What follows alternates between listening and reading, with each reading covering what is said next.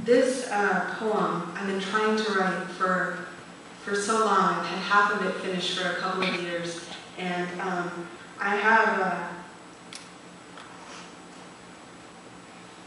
I guess it was motivated by the It Gets Better campaign, but I've always been trying to think of what I would say, what is most true for me to say on the subject, and this is it. It's new, so I might lose some of the words, but you'll get the gist. The nutritionist said I should eat root vegetables. Said if I could get down 13 turnips a day, I would be grounded, rooted. Said my head would not keep flying away to where the darkness lives. The psychic told me my heart carries too much weight. Said for $20 she'd tell me what to do. I handed her the 20, she said, "Stop worrying, darling, you will find a good man soon." The first psychotherapist said I should spend 3 hours a day sitting in a dark closet with my eyes closed and my ears plugged. I tried it once but couldn't stop thinking about how gay it was to be sitting in the closet. The yogi told me to stretch everything for the truth. Said focus on the out-breath. Said everyone finds happiness if they can care more about what they give than what they get. The pharmacist said Klonopin, Lamictal, lithium, Xanax. The doctor said an antipsychotic might help me forget what the trauma said. The trauma said, don't write this poem. Nobody wants to hear you cry about the grief inside your bones. But my bones said.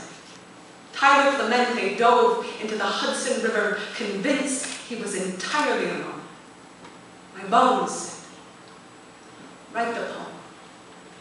To the lamplight, considering the riverbed. To the chandelier of your faith hanging by a thread. To every day you could not get out of bed. To the bullseye of your wrist. To anyone who has ever wanted to die. I have been told sometimes the most healing thing we can do is remind ourselves over and over and over, other people feel this too.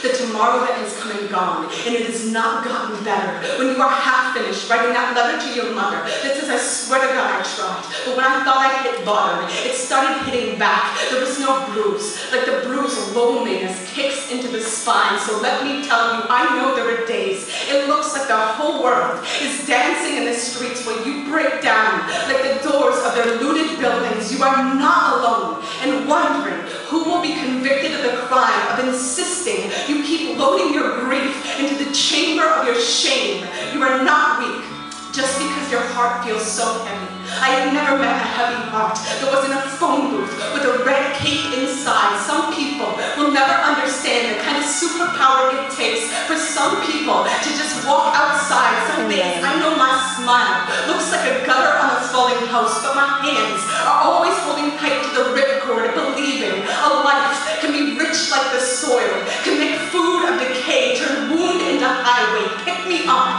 in the truck with that bumper sticker that says it is no measure of good health to be well adjusted to a sick society. I have never trusted anyone with the pulled back bow of my spine, but I trust the ones who come undone at the throat, screaming for their pulse to find the fight to pound.